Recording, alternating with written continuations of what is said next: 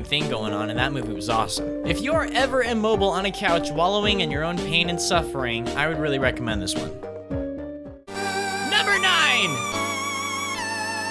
This movie just came out like a month or two ago as of the time of making this video, and I loved everything about it. The writing, the acting, the cinematography, the horrific violence against children. It was everything that I wanted it to be, being just true enough to the original to satisfy fans of the novels while still being accessible for new audiences. When I initially saw this movie, we saw it in D-box seats in the theater. That meant that the chairs rocked and moved, which was a totally different experience. Not only were the jump scares loud, they practically threw you around, adding a whole new level of suspense to the experience. Hopefully it'll be remembered as a classic someday. And quit lying to yourself, the 2017 version is worlds better than the 90s one.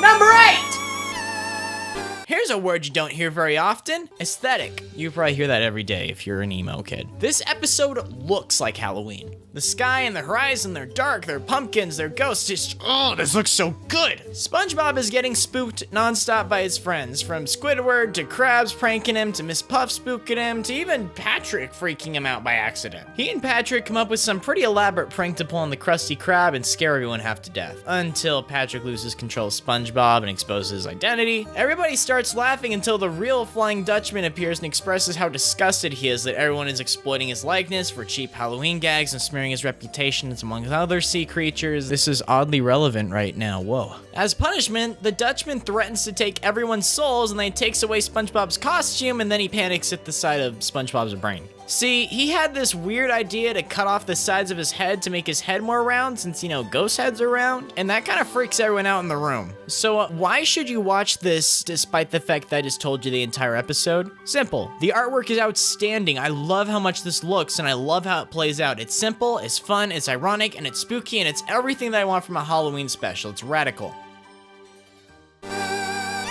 Number 7! This movie is so awesome! How come nobody talks about it anymore? My dad took me to see this when I was 7 years old in the theaters and it scared me half to death. It was so much more loud and dark and scary than I was anticipating, and I loved every single second of it. This movie is so much better than it has any right to be. Not only is it smart, witty, scary, but it also has a lot more heart and soul than a lot of animated movies, period. It's mature and it takes its subject matter oddly seriously. I mean, you know, an evil house that eats people. Since they take it seriously, you start to take it seriously too. They put the house to sleep with a masked vacuum cleaner full of sleep medicine! This is a real and crucial plot point in the actual film! And if you were to concentrate everything that makes Halloween awesome, it would probably look a lot like this movie. There's adventures, there's scares, there's friends, and crawling around the neighborhood late at night. I love that. I love this film. Please rent it. Number 6. What? Why is Diary of a Wimpy Kid on this list? It's not scary one bit. Yeah, no duh. It's just about a suburban kid trying to navigate the 6th grade, and it's wonderful. One of my favorite family movies by a long shot. This movie's on the list because the Halloween segment in it is incredible. I adore it. Frank hides on the roof and throws a garbage can full of water on the trick-or-treaters. Rowley's mom made him a costume. Roderick scares Greg with an urban legend about Devil Worshipper Woods. Oh, it's so funny. It is suburban goodness, which is going to be a recurring theme in this list, by the way, because I love those vibes because that's what I grew up with. All of my Halloween memories are about exploring neighborhoods and pranks and shenanigans and stories about the local culture. This segment of the movie captures it perfectly. I love it. I love this movie. I love this book. Do yourself a favor and check it out.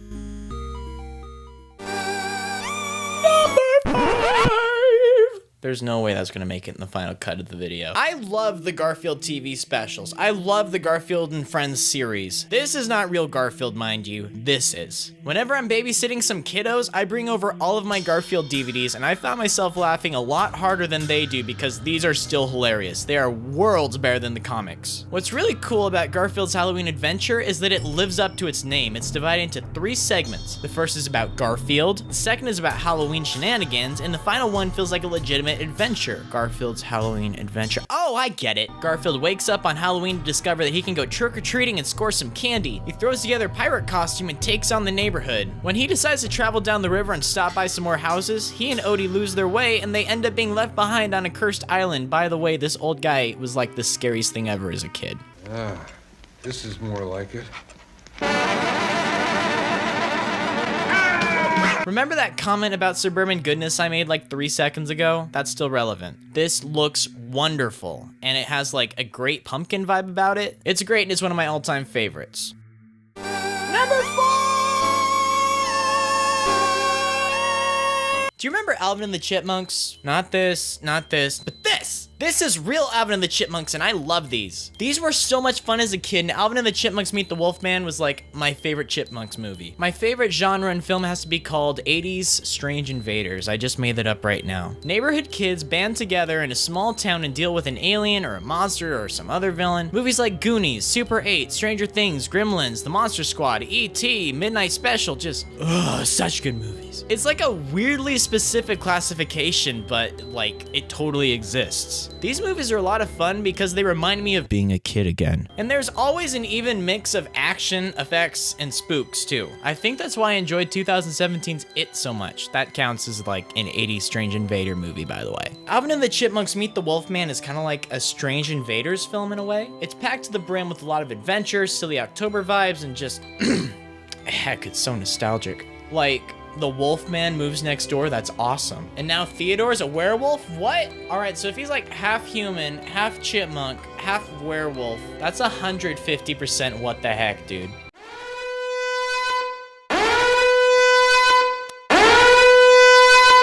Number 3. I can't sing. Alright, we're not clowning around with any more kid stuff. These movies are so over the top and ridiculous that it's a marvel. This is my boomstick. You can find this in the sporting goods department. See, the first Evil Dead movie was an honest attempt at horror, and it came off being like really campy. Upon realizing how successful yet cheesy their movie was, the filmmakers just ran with the whole thing in Evil Dead 2. It is the best example of mixing horror and comedy. Let me just reiterate, the canon storyline drags the main character from a haunted cabin in the woods to an interdimensional medieval kingdom, and then to a supermarket to fight demons. I'll swallow your soul! Come get some.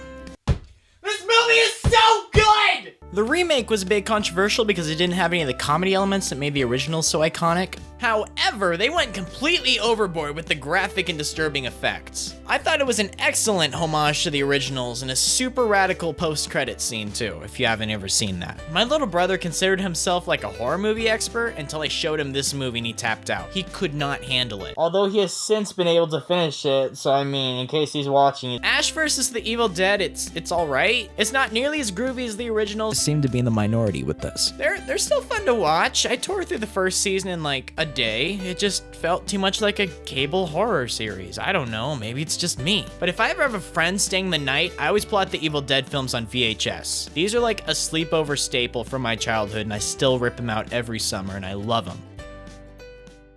Hey, this is number 2, buddy. The Addams Family movie, excellent. The Addams Family values, stupendous, flawless, excellent. They took everything that was already good about the great Addams Family movie and they just tripled it for the sequel. This movie is so funny, it's so clever, it's so witty, and it's so iconic that I consider it one of my favorite films of all time. Make this official. I want the Blu-ray copy in my coffin when they bury me in case Eternal Oblivion has like an entertainment center, because I can sit through this puppy over and over and over and over. And so let's just look back on all the Halloween films and decipher what was so great about them and why I'm picking my number 1 spot. In case it's not apparent, I love suburban adventure vibes, I like camaraderie with kids hunting down ghouls, a good art direction is super important to me. What film could possibly encapsulate all these qualities? It's this one, it's really good. Directed by Michael Dowtry, I don't know, he even made Krampus. Trick or Treat is the ultimate Halloween movie. It is a tradition in my house. I even watch it during July when I'm feeling nostalgic for spooky season again. It's like a horror version of Pulp Fiction. It has intertwining narratives and they influence one another. There are a ton of horror tropes that are explored in this movie and it's hilarious. Slasher, strange invaders, home invasion. Did I mention that I adore Trick or Treat? This movie is so clever, it's so ironic, while simultaneously having some pretty shocking and horrific imagery, particularly directed towards children. Like, a lot of kids die horribly in this movie. And oh my god, look at that art direction! This dude gets Halloween. This is what it looks like. This is what it feels like. Everything is so is spot on, and it's a perfect mix of lighthearted with evil. This movie has achieved cult status, and for a good reason. I love the lore, I love the characters, it is bragging for a massive fan base because it totally deserves it. Plus, the director himself is working on a sequel. Get on top of it, dude, I want more of this! Please watch this movie, do yourself a favor, have a party, buy some candy, watch this with your friends, maybe send me a picture of it on Twitter. Oh snap, transition to all the YouTubey stuff. On top of sending me a picture of your sick party on Twitter, maybe you should follow me there too. And you should probably subscribe on here, yo. I'm doing a lot of spooky, scary Halloween content all month. There may or may not be a super radical collaboration with the King and Queen of Losers coming up, so you should definitely get familiar with them before, you know, I drop the sick video this month.